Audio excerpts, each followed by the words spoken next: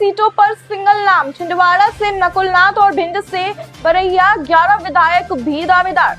लोकसभा चुनाव के लिए भाजपा मध्य प्रदेश से 24 उम्मीदवारों की पहली लिस्ट जारी कर चुकी है। इंतजार हो रहा है कांग्रेस की सूची का। गुरुवार 7 मार्च को दिल्ली में कांग्रेस की केंद्रीय चुनाव समिति की बैठक होने वाली है।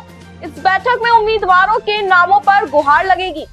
इसके 1 या 2 दिन बाद 15 से 17 उम्मीदवारों की पहली लिस्ट जारी होगी। लोकसभा चुनाव के लिए भाजपा मध्य प्रदेश से 24 उम्मीदवारों की पहली लिस्ट जारी कर चुकी है। इंतजार हो रहा है कांग्रेस की सूची का। गुरुवार 7 मार्च को दिल्ली में कांग्रेस की केंद्रीय चुनाव समिति की बैठक होने वाली है। इस बैठक में उम्मीदवारों के नामों पर मुहर लगेगी। इसके लिए 1 या 2 दिन बाद 15 से 17 उम्मीदवारों की पहली लिस्ट जारी होगी। मध्य प्रदेश कांग्रेस की स्क्रीनिंग कमेटी ने 28 सीटों पर उम्मीदवारों के नामों का पैनल बनाकर केंद्रीय चुनाव समिति को सौंपा है। इनमें 11 सीटों पर सिंगल नाम है, जबकि 14 सीटों पर 2-2 नामों का पैनल है। 3 सीटें ऐसी जहां 3-3 नामों का पैनल तैयार किया गया। भोपाल और इंदौर के मामले में पैनल जरूर तैयार किया गया है, लेकिन अंतिम निर्णय केंद्रीय चुनाव समिति पर छोड़ा गया। कांग्रेस के सूत्र बताते हैं कि पहली लिस्ट में जिन 17 सीटों पर नामों का ऐलान हो सकता है, उनमें सिंगल नाम वाली 11 सीटें शामिल हैं। बाकी बची 5 से 6 सीटों पर 2 और 3 नामों का पैनल है। इनमें से एक नाम फाइनल किया जाएगा। इस बार कांग्रेस मध्य प्रदेश की 29 में से 28 सीटों पर ही चुनाव लड़ रही है। खजुराहो लोकसभा सीट इंडिया गठबंधन के समझौते के तहत समाजवादी पार्टी को दी गई है। इस सीट से भाजपा के प्रदेश अध्यक्ष वी डी शर्मा एक बार फिर चुनाव लड़ रहे हैं। अब आप भी बन सकते हैं सिटीजन जर्नलिस्ट, लड़ सकते हैं अपनी लड़ाई खुद। अपने हक की लड़ाई में चाणक्य न्यूज इंडिया है आपके साथ। आज प्ले स्टोर से डाउनलोड करें चाणक्य न्यूज इंडिया का मोबाइल ऐप। उसके बाद मेरा पोस्ट पे जाकर अपनी खबर अपडेट करें फोटो के साथ। हम बनेंगे आपकी आवाज। देश का तेजी से बढ़ता नेटवर्क, सच दिखाते हैं हम। जय हिंद। चाणक्य न्यूज इंडिया की खास पेशकश में मेरा एक सवाल देखना न भूले प्रतिदिन शाम 7 बजे सिर्फ चाणक्य न्यूज इंडिया पर। नारी शक्ति लगा रही नगर निगम के चक्कर, महिलाएं सिलाई मशीन लेने निगम कार्यालय पहुंची। पता चला योजना में प्रावधान ही नहीं। 29 फरवरी को प्रधानमंत्री के संबोधन कार्यक्रम में सिलाई मशीन मिलने की अफवाह के बाद कार्यक्रम में महिलाओं की भीड़ इकट्ठा हो गई। यहाँ मशीन नहीं मिलने के बाद महिलाओं को निगम कार्यालय में आने कहा गया और अब महिलाएं 2 दिनों से निगम ऑफिस में चक्कर लगा रही हैं। 29 फरवरी को प्रधानमंत्री के संबोधन कार्यक्रम में सिलाई मशीन मिलने की अफवाह के बाद कार्यक्रम में महिलाओं की भीड़ इकट्ठा हो गई थी। यहाँ मशीन नहीं मिलने के बाद महिलाओं को निगम कार्यालय में आने को कहा गया और अब महिलाएं 2 दिनों से निगम ऑफिस में चक्कर लगा रही है। महिलाओं ने कर्मचारियों द्वारा फॉर्म जमा न करने की शिकायत भी की। महिलाओं का कहना है कि उन्होंने एमपी ऑनलाइन द्वारा फॉर्म भरा, उसके बावजूद उनका फॉर्म नहीं लिया जा रहा, जिसके चलते उन्हें सिलाई मशीन नहीं दी गई। परंतु ये फॉर्म जो महिलाओं ने भरे वे केंद्र की विश्वकर्मा योजना के हैं, जिसमें कहीं भी सिलाई मशीन मिलने का प्रावधान नहीं। भ्रांतियों के चलते दूर दूर से महिलाएं निगम ऑफिस के चक्कर काट रही है। निगम पहुंची रेहाना बी ने बताया कि 1 दिन पहले वे फॉर्म लेकर आई थी, लेकिन ऑफिस में जमा नहीं किए गए और फोटो लगाने के बाद बुधवार को फॉर्म जमा हो गया। पीएम विश्वकर्मा योजना के अंतर्गत बढ़ई, नाव निर्माता, लोहार, कुमार, दर्जी जैसे 18 व्यापार क्षेत्रों को रखा गया। इस व्यापार में लोग पीढ़ी दर काम कर रहे हैं। इस योजना में ऑनलाइन फॉर्म भरना होता है, फिर इसे निगम ऑफिस में स्वयं के कार्य क्षेत्रों और तैयार किए गए कुछ कार्यों के फोटो के साथ जमा करना है। उसके बाद निगम द्वारा वेरीफाई किया जाएगा। वेरिफिकेशन 3 चरण में नगर निगम, जिला प्रशासन और मुख्य विभाग द्वारा भोपाल में किया जाएगा और इसके बाद चयनित हितग्राहियों को 5 से 7 दिन व्यापार के प्रशिक्षण मिलेगा। प्रशिक्षण के बाद 15,000 रूपए की टूल किट के लिए योग्यता और 3 लाख का ऋण 5% के ब्याज दर पर मिलेगा। इसका मतलब सिलाई मशीन नहीं, हितग्राहियों को प्रशिक्षण और व्यापार के लिए राशि दी जाएगी।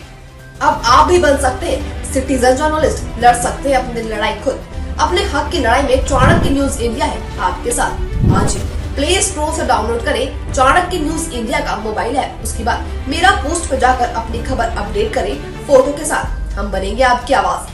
देश का तेजी से बढ़ता नेटवर्क, सच दिखाते हैं हम। जय हिंद।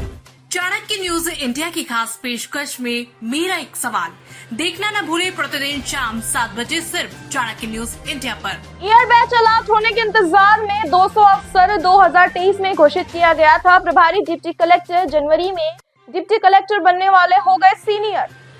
राज्य सरकार द्वारा प्रमोशन में रिजर्वेशन को लेकर सुप्रीम कोर्ट में दायर याचिका और प्रमोशन रोकने की नीति 6 माह पहले प्रभारी डिप्टी कलेक्टर बनने वाले तहसीलदारों पर भारी पड़ रही थी।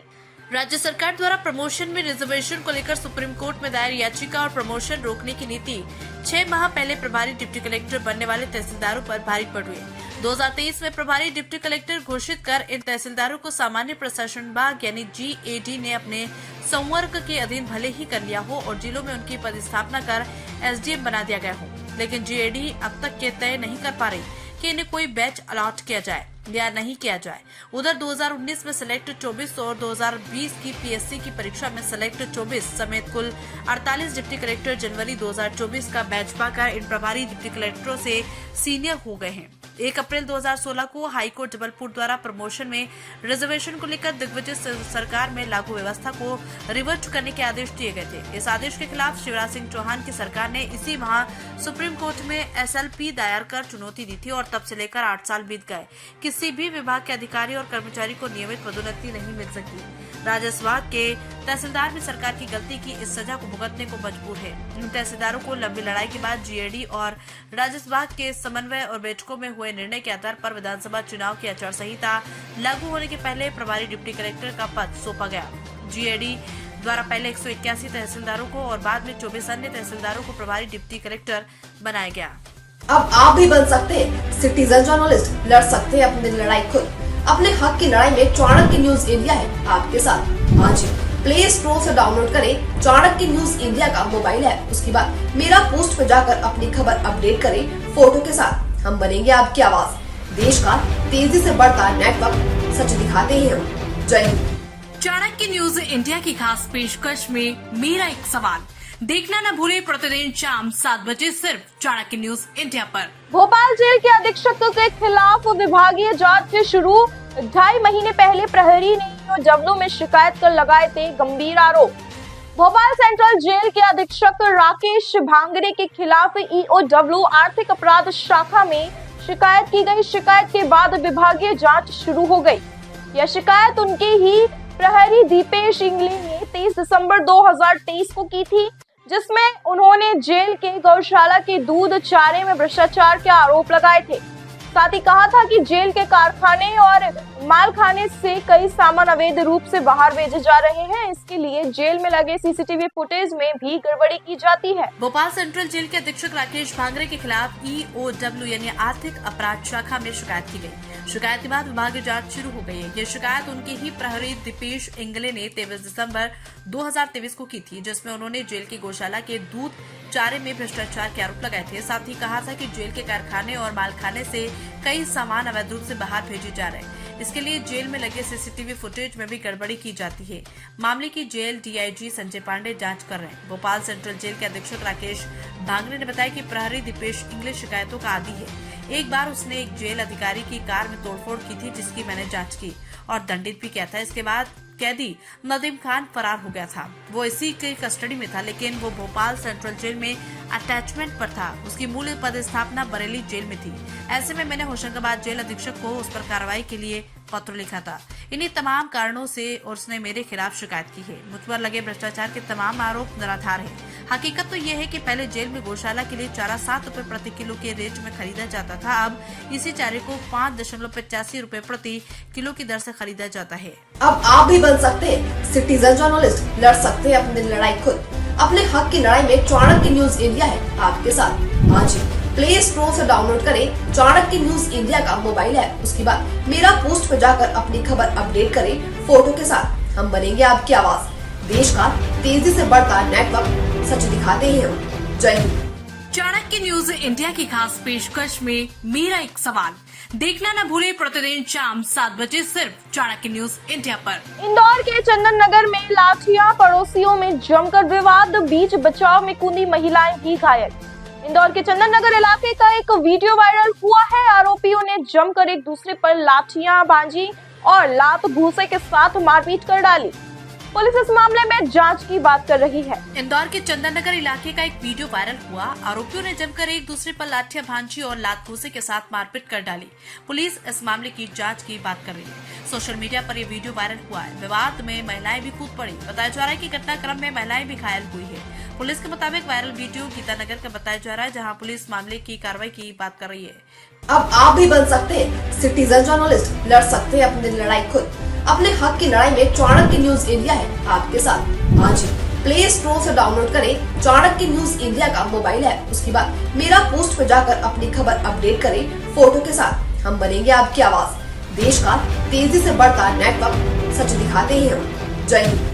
चाणक्य न्यूज इंडिया की खास पेशकश में मेरा एक सवाल देखना न भूले प्रतिदिन शाम 7 बजे सिर्फ चाणक्य न्यूज इंडिया पर। गौ संवर्धन बोर्ड के माध्यम से अभी गौशालाओं की गायों के लिए मिलने वाली प्रतिदिन ₹20 की राशि को बढ़ाकर में 40 रुपए प्रतिदिन करने की घोषणा करता हूँ। श्रीमान आदरणीय मध्य प्रदेश के मुख्यमंत्री डॉक्टर श्री मोहन सिंह यादव जी ने भी गायों के लिए अपनी सरकार द्वारा गौ माता को अच्छे प्रयास एवं गौ माता की देखरेख के लिए भी माननीय मुख्यमंत्री जी ने घोषणाएं की हैं, जिससे गौ माता की स्थिति को अच्छा किया जा सके। गौ संवर्धन बोर्ड के माध्यम से भी गौशालाओं की गायों के लिए मिलने वाले प्रतिदिन 20 रुपए की राशि को बढ़ाकर अब 40 रुपए प्रतिदिन करने की घोषणा करता हूँ। श्रीमान आदरणीय मध्य प्रदेश के मुख्यमंत्री डॉक्टर श्री मोहन यादव ने भी गायों के लिए अपनी सरकार द्वारा गोमाता को अच्छे प्रयास एवं गोमाता की देखरेख के लिए माननीय मुख्यमंत्री जी ने घोषणाएं की है, जिससे गोमाता की स्थिति को और अच्छा किया जा सके। इन प्रयासों से सरकार एवं हम सभी को भी मिलकर काम करना होगा, तभी गौमाता की स्थिति अच्छी हो पाएगी। ये कार्य हम सभी को ग्रामों से लेकर शहरों तक गौ माता के लिए उचित व्यवस्था करनी चाहिए। सरकार एवं हम सभी मिलकर प्रयास करेंगे तभी संभव हो पाएगा।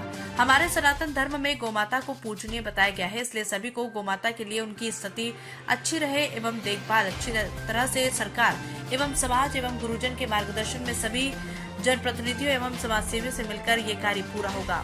तो टिकाम से कंठ्यति पटेल की रिपोर्ट। अब आप भी बन सकते हैं सिटीजन जर्नलिस्ट, लड़ सकते हैं अपनी लड़ाई खुद। अपने हक की लड़ाई में चाणक्य न्यूज इंडिया है आपके साथ। आज ही प्ले स्टोर से डाउनलोड करें चाणक्य न्यूज इंडिया का मोबाइल ऐप। उसके बाद मेरा पोस्ट पे जाकर अपनी खबर अपडेट करें फोटो के साथ। हम बनेंगे आपकी आवाज। देश का तेजी से बढ़ता नेटवर्क, सच दिखाते हैं हम। जय हिंद। खबरें जो आपको सीधे जोड़ती हैं हमसे, जिनका आपकी जिंदगी पर होता है सीधा असर। खबरों की वही तस्वीर, बिना बदले बिना डरे, जज्बा सच का लिए, सच दिखाते हैं हम। चाणक्य न्यूज इंडिया, हम हैं हिंदुस्तानी।